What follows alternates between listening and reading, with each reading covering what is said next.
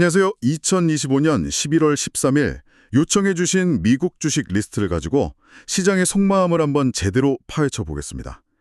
보니까 핀테크부터 스트리밍, 소비재까지 정말 다양한 기업들이 섞여 있더라고요. 네, 맞아요. 마침 지금 시점이 3분기 실적 시즌이 거의 마무리되는 때잖아요. 네, 대부분의 기업들이 이제 성적표를 다 받은 셈이죠. 그렇죠. 그래서 오늘 저희의 임무는 이 성적표 더미 속에서 진짜 알짜 정보로 골라내는 겁니다. 단순히 어디가 올랐다 내렸다 이걸 넘어서요. 맞습니다. 지금 시장이 어떤 기업에 박수를 보내고 또 어떤 기업에는 등을 돌리고 있는지 그 명확한 기준을 한번 찾아보려고 합니다. 네, 오늘 다룰 기업들을 제가 쭉 살펴보니까요. 확실한 테마가 하나 보이더라고요. 오, 어떤 테마인가요? 바로 증명의 시대가 왔다는 겁니다.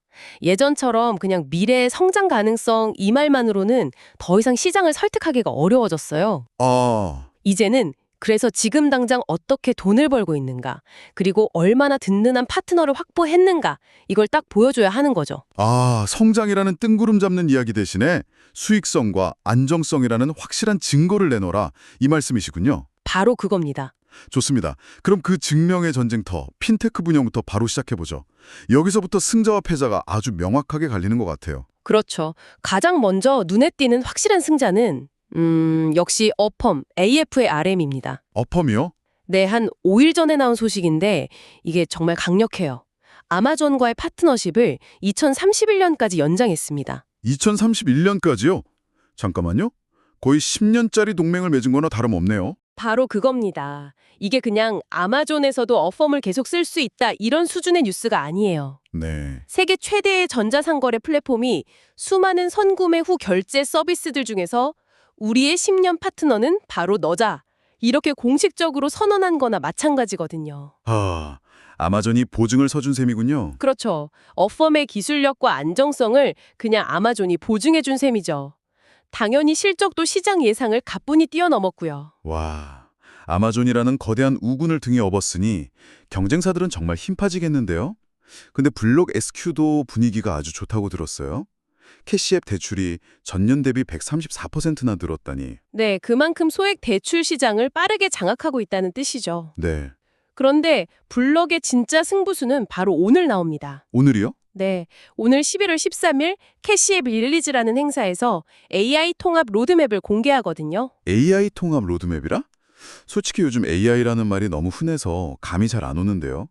이게 그냥 챗봇 하나 추가하는 수준을 넘어서는 건가요?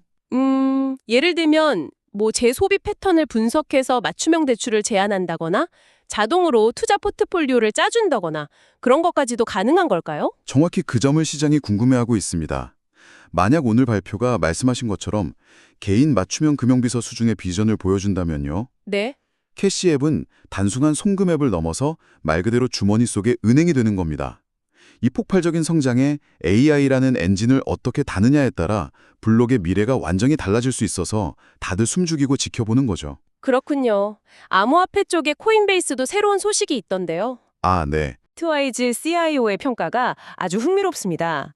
코인베이스가 최근에 규제를 준수하는 토큰 판매 플랫폼이라는 걸 내놨거든요. 규제를 준수한다. 네, 이걸 두고 암호화폐 시장에 기관 자금이 돌아오는 중요한 신호탄이 될 수 있다. 이렇게 봤어요. 심지어 2026년의 주요 테마가 될 수 있다고까지 언급했죠. 규제를 준수한다는 게 그렇게까지 중요한가요?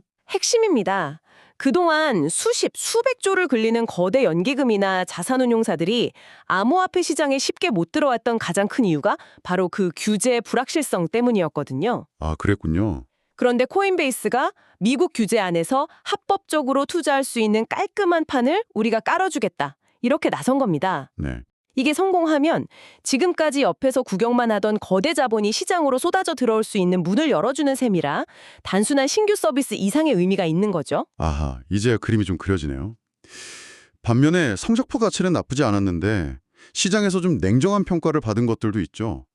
업스타트가 딱 그런 경우 같아요. 맞습니다. 업스타트는 3분기 실적은 예상을 넘겼는데 주가는 오히려 떨어졌어요. 왜 그랬을까요? 이유가 4분기 매출 전망치를 시장 기대보다 낮게 잡았기 때문입니다.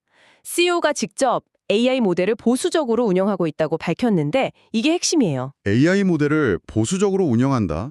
그게 성장보다는 안정성을 택했다 이런 의미로 들리네요. 그렇죠.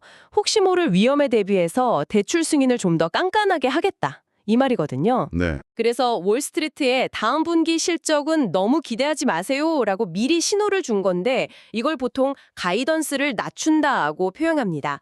시장은 당장의 성장에 둔화된다는 신호에 더 민감하게 반응한 거죠. 잠깐만요. 그럼 로빈후드는 정말 이해가 안 되는데요. 유료 구독자는 77%나 늘고 암호화폐 수익은 300% 넘게 폭증했다면서요. 네, 맞아요. 그런데 주가가 떨어졌다고요? 이건 상식적으로 좀 앞뒤가 안 맞는 것 같은데요? 바로 그 지점이 오늘 저희가 이야기하는 증명의 시대와 딱 맞닿아 있습니다. 아, 로빈후드는 외형적으로는 엄청나게 성장한 게 맞아요. 그런데 문제는 버는 것보다 쓰는 돈이 시장의 예상보다 훨씬 많았다는 거예요. 비용 문제였군요. 네, 공격적인 마케팅이랑 신사업 투자로 운영 비용이 급증한 거죠. 그러니까 잔치는 화려하게 벌였는데 막상 남는 게 별로 없었다. 이겁니다. 예전 같았으면 성장을 위해선 투자가 필요하다고 이해해줬을지도 모르지만 지금 시장 분위기는 완전히 달라요. 그래서 이익은 대체 언제 낼 건데? 이 질문에 명확한 답을 못 주면 아무리 매출이 늘어도 외면받는 겁니다. 핀테크 분야만 봐도 시장의 평가 기준이 얼마나 냉정해졌는지 확실히 느껴지네요. 그쵸. 이런 수익성에 대한 압박은 스트리밍 업계에서도 똑같이 나타나는 것 같아요. 단순히 가입자 수만 늘리는 건 이제 옛날 얘기가 됐죠. 맞습니다. 이제 스트리밍 전쟁은 2라운드에 접어들었어요. 그 중심에 있는 넷플릭스 NLX 소식 두 가지가 중요한 변화를 보여주는데요. 네. 첫째는 모펜네이센슨이라는 투자사가 광고 기반 요금제의 잠재력을 아주 높게 평가했다는 겁니다. 2027년까지 광고 수익이 예상보다 한 16%는 더 나올 거다 이렇게 봤어요. 그럼 이건 넷플릭스가 드디어 구독료 외에 확실한 두 번째 수익원을 시장으로부터 인정받았다 이렇게 봐도 되겠네요. 그렇죠. 더 이상 가입자 수 증감에만 목맬 필요가 없어진 거예요. 근데 더 중요한 건 두 번째 소식입니다. 넷플릭스 하우스를 연다고 공식 발표했어요. 넷플릭스 하우스요? 그 오프라인 체험 공간이라고 들었는데 솔직히 말해서 스트리밍 회사가 갑자기 테마파크 사업을 하는 것처럼 들리기도 하거든요. 이게 정말 핵심 사업에 도움이 될까요? 아주 날카로운 지적이세요.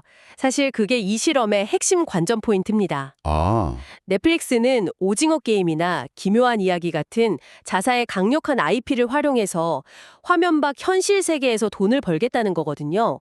이건 명백히 디즈니의 사업 모델을 따라가는 겁니다. 디즈니처럼요? 네. 과연 디지털 콘텐츠에 최적화된 회사가 오프라인 리테일과 엔터테인먼트라는 완전히 다른 분야에서도 성공할 수 있을지 모두가 지켜보는 중요한 시험대죠. 정말 흥미롭네요. 그런데 마침 이 모든 스트리밍 기업들의 운명에 영향을 줄 만한 큰 이벤트가 바로 오늘 예정되어 있다면서요? 네, 바로 오늘 장 마감 후에 월트 디즈니 DIS가 실적을 발표합니다. 디즈니. 시장의 관심은 온통 디즈니 플러스가 득이후 흑자 전환에 성공했는가 여기에 쏠려 있어요. 네. 만약 디즈니가 스트리밍으로 돈을 벌 수 있다는 걸 증명해낸다면 넷플릭스는 물론이고 아직 적자에 허덕이는 로쿠, ROKUK나 푸보, FUBO 같은 다른 기업들에도 긍정적인 영향을 줄 겁니다. 반대라면 섹터 전체가 얼어붙을 수도 있고요. 내일 시장의 방향을 결정할 가장 중요한 이벤트군요. 맞습니다. 스트리밍 회사들이 이렇게 수익성을 증명하기 위해 고군분투하는 동안 아예 차원이 다른 이익률을 보여주면서 시장을 놀라게 한 곳도 있다고요. 소비재 기업들로 한번 넘어가 보죠. 네, 바로 오논홀딩스입니다.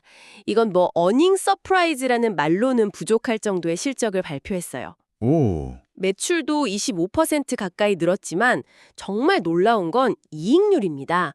총 이익률이 65.7%를 기록했어요. 65.7%요? 와, 이게 어느 정도 수준인지 쉽게 설명해 주실 수 있나요? 신발 하나를 팔면요. 가격의 거의 3분의 2가 이익으로 남는다는 뜻입니다. 3분의 2나요? 네, 이건 일반적인 스포츠 브랜드가 아니라 샤넬이나 에르메스 같은 럭셔리 브랜드에서나 볼 수 있는 수치예요. 심지어 주당 순이익은 월스트리트 예상보다 75% 가까이 더 냈으니 시장이 열광할 수밖에 없었죠. 그래서 프리마켓에서 주가가 20% 넘게 폭등했군요. 네, 맞습니다. 와, 브랜드 파워와 수익성 두 마리 토끼를 완벽하게 잡았다는 걸 숫자로 딱 증명해냈네요. 그런데 반대로 엄청난 성장을 했는데도 시장 반응이 미묘했던 셀시어스는 대체 이유가 뭘까요? 매출이 173%나 급증했다는데 주가는 오히려 하락했다고요. 바로 그 점이 시장의 복잡성을 보여주죠. 셀시어스의 성장세 자체는 아무도 의심하지 않습니다. 회사가 3억 달러어치 자사주를 사들이겠다고 발표할 정도로 자신감도 넘치고요. 네. 하지만 투자자들은 두 가지를 우려하고 있습니다. 첫째는 최근 다른 음료 브랜드를 인수하면서 발생한 단기적인 통합비용, 그러니까 일종의 성장통입니다. 아, 새로운 가족을 들이면서 예상치 못한 지출이 생겼다 이런 거군요. 그럼 두 번째는 뭔가요? 밸류에이션 부담감입니다. 쉽게 말해서 주가가 이미 너무 많이 올라서 완벽한 실적이 아니면 만족하지 못하는 상태가 된 거예요. 아하, 173%라는 경이로운 매출 성장에도 불구하고 비용 문제 같은 작은 흠집이 보이니까 혹시 성장의 정점이 아닐까 하는 불안감에 일부 투자자들이 차익 실현에 나선 거죠. 기대가 너무 크면 실망도 크다는 걸 보여주는 사례입니다. 그렇군요. 결국 온홀딩은 예상보다 더 대단한 수익성을 증명했고 셀시어스는 엄청난 성장에도 불구하고 완벽함을 증명하지는 못했다. 이렇게 정리할 수 있겠네요. 네, 정확합니다. 마지막으로 지난 24시간 동안은 상대적으로 좀 조용했던 분야들도 간단히 짚어주시죠. 네, 디지털 헬스 분야의 텔라닥 TOLDC, 힘스 HIMS, 독시미티 DOCS나 부동산 기술 분야의 진로 Z, 오픈도어, 오픈 같은 기업들은 눈에 띄는 개별 뉴스가 없었습니다. 이런 기업들은 그럼 지금 무엇을 봐야 할까요? 지금 이 섹터들은요, 개별 기업의 호재나 악재보다는 거시경제라는 더 큰 파도에 올라타 있는 상태입니다. 아, 큰 그림을 봐야 하는군요. 네, 특히 진로우나 오픈도어 같은 부동산 기술 기업들은 자사의 실적 발표보다 연준 의장의 금리 관련 발언 한마디에 주가가 훨씬 더 민감하게 움직이는 시기예요.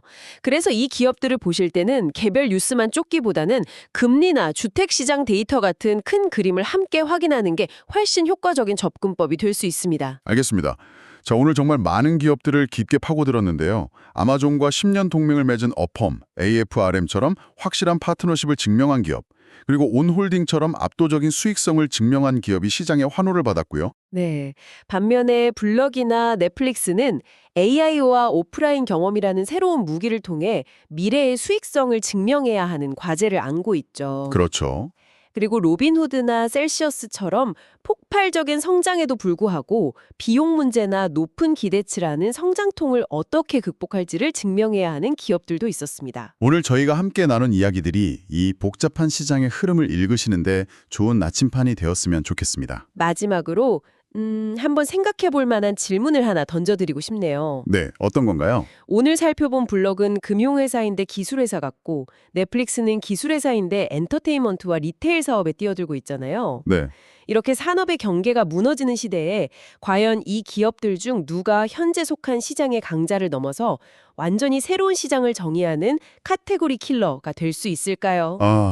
어쩌면 미래의 은행은 지금의 은행이 아니라 블럭 같은 모습일지 한번 상상해 보시는 것도 흥미로울 것 같습니다.